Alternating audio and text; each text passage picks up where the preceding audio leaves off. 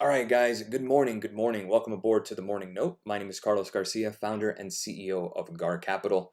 It is Tuesday, June 13th, 2023. Thanks for taking the time out of your day to join me this morning and every morning at 9 a.m. Eastern Standard Time here on the YouTube channel. Sorry for being about 2 minutes late this morning, but we're ready to rock. We just got the CPI numbers about half an hour ago. Let's go over that number first and foremost. Let's go ahead and bring it up together. I can bring this up. Here we go. Move this tab here. Here is TweetDeck. All the news here. CPI came in at 4% year over year. That beats the 4.1% estimate. Well, we just got some news here. Qs and SPY are both to set trading today at new 52-week highs. CPI core year over year 5.3, so a little hotter than expected on a year over year basis. Month over month CPI 0.1%. 0.4% on the core. That's where we are. Couple of things to go over. CPI has been digested. There is a 96.4% probability that the Fed will pause tomorrow. So you should keep that in your mind that that's going to happen. We're going to probably pause tomorrow. Now, again, anything could change. You got a small percentage, of course. But again, the majority, the view of the market right now, why we are going higher is because we're going to pause. Now, if we don't pause, then we're probably going to give up back all this move, but more than likely we're going to pause. Here's the month over month change in CPI over the last year. You can see how much it got higher and then it started tapering off. We talked about this momentum period last year that once you start getting to June, July on the peak, you're really going to see disinflation come in and we're going to roll over on the CPI data. So this is nothing new. GME is up this morning. Ryan Cohen just bought some more shares. That came up. Lowest in 2 years, the inflation rate. So congratulations to the Fed. We are where we are. We got our rate hikes. Awesome. And now we're in a little more stable place where we actually have higher rates, right? And a higher stock market because we're back to the same place we were where? Let's go and take a look. CPI, the SPY's at 436.21. So right around here, we are back to the same place we were back in April of 2020 with 500 more basis points in rate hikes. That is a good thing. Why is this a good thing? Because now investors have options. They don't have to buy risky stocks with an inflated asset bubble based on low interest rates. We don't have low interest rates anymore. So the fact that the stock market is going higher, even with higher rates, should tell you the stability, at least short term, at least right now, that the stock market has. So really, what's the next point for SPY? 451.76. That gets you back to April 4th levels. Again, definitely a possibility. My expectation is by next year, we will be at 5,000 S&P 500. Again, that's in 12 months, 4,700 S&P by the end of the year. Again, that's based on the SPX. So let's go and chart that. This is where we'll be by the end of the year. We'll actually hit this right here. That'll be levels we haven't seen since January of 2022, a whole round trip. And we are getting that breakout. But 4,400 on SPX is the next target. That's coming up soon. Again, the question is, when do we get the rejection, right? That's really the question. And 4,400 seems to be that target. But again, with that CPI number, it just seems that the market is cheering on the good news because, hey, it gets to the point, how bearish can you be for so long?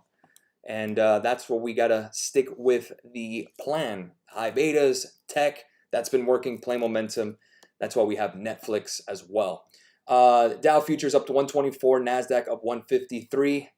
Let me see. Can you not hear me, guys? Good morning. I risked it on Microsoft. Got the 330 calls for next week at 350. Any levels you would look out for it to hold at the open? Let's take a look at it. Yeah, I have my mic is on the laptop. So let's go ahead and go over Microsoft really quickly, Trevor. Really, your target is 338. I mean, I would just go ahead and sell into strength here.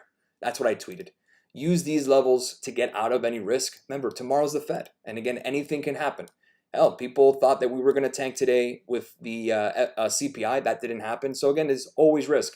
I had Tesla 250 calls yesterday. I had to take those. I was profit anyways. But again, I didn't know what was going to happen. I took Caterpillar for a nominal gain just for the simple fact. And now we're in the money. So you're damned if you do, damned if you don't. Last week I held Boeing thinking we were going to break. What happened? We chopped. I closed Caterpillar to be safe. What happens? We soar. I mean, what can you do, guys? This is trading. And AMD in the money, Caterpillar in the money. Good news that we have Netflix, and Netflix gave us at least some kind of risk on the table, which is great because now we're trading at 431. And again, we're above now the 50% retracement.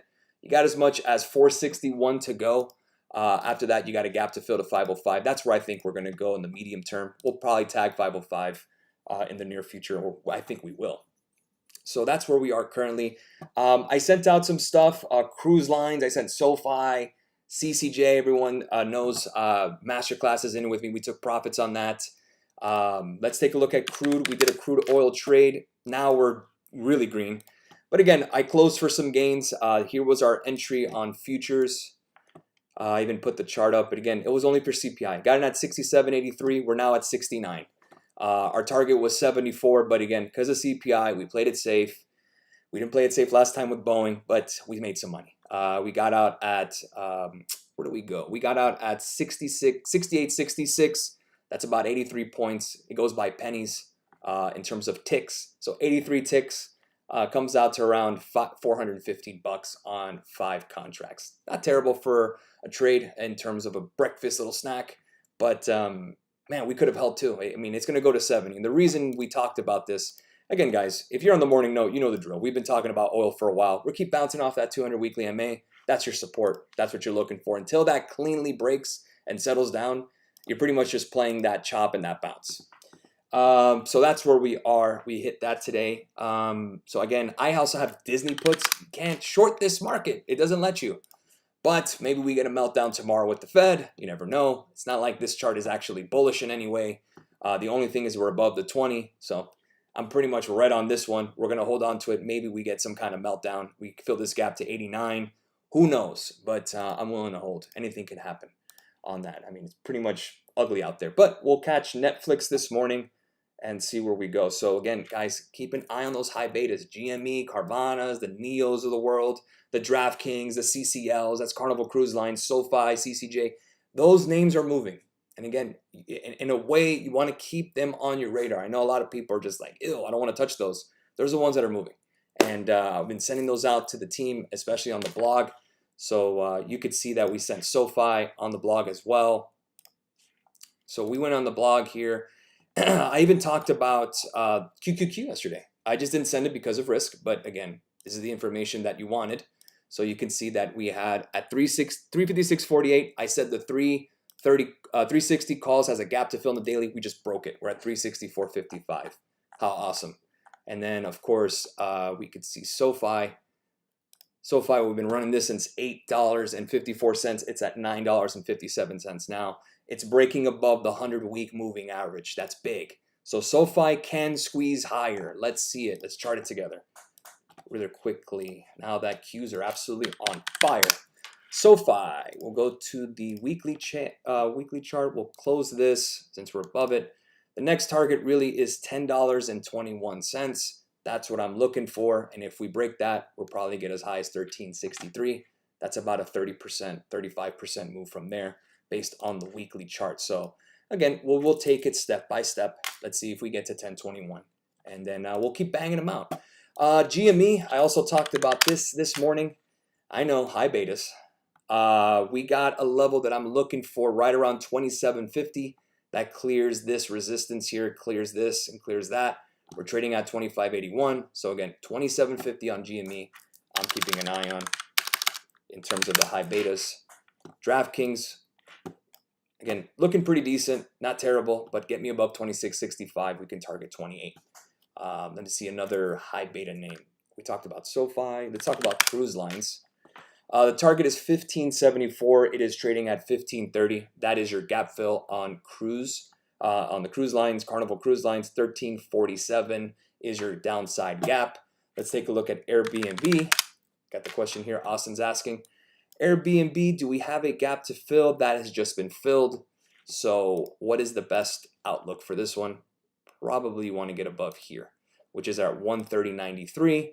If we can get there, then we can trade as high as 140 or 144.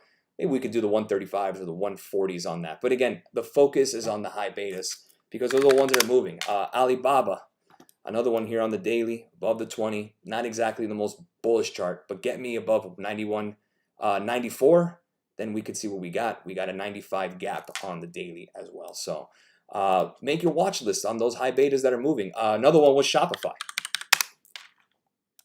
Shopify, you can see it's breaking above 66. Shopify breaks above 69.10. There's a gap there. There's another gap at 84. I mean, we can do this all day. Palantir, same deal. We can just keep hitting them. You can invest in them if you want. Again, if you want to go ahead and take the ups and downs, but I'd rather just trade it with options. If we get above 16 on 1606 or so on Palantir, we can target 17 for more upside. In terms of resistance, really your resistance would probably be around 1780. So we'll use that. And remember, guys, there's a gap to fill right at 2396. So 2396, that's where we can get to. And we could play calls all the way up there. Adobe, doing great. There is a gap to fill I'm worried about here at 440, but we are getting a nice breakout. Let's see if we can get above 482. The options market on Adobe isn't the best. I haven't really traded as much, but again, you have a gap to fill at 528. We can go ahead and use that as our focus point right here. That's a gap. You also have a nasty, not a nasty one, a nice one. Nice gap here at 590. Oh, is it 5603? Not terrible. So again, there's opportunities out there, guys. As you're getting momentum, again, you want to keep an eye for these names for some more upside potential. And again, manage your risk. In terms of ARKK, let's see it. ARKK, we need to get above right here, 4580.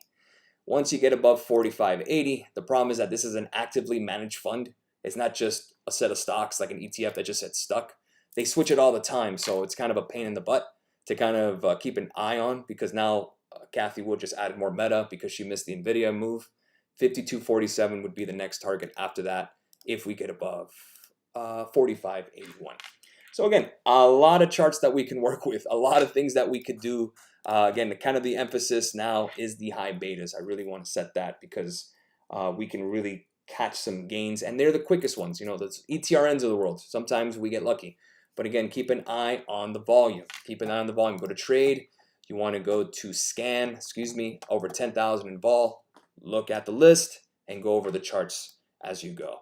We'll go ahead and leave it there, guys. Have a great rest of your morning. Discord members, I will see you on the blog. Twitter followers, I will see you on Twitter. Have a great rest of your day.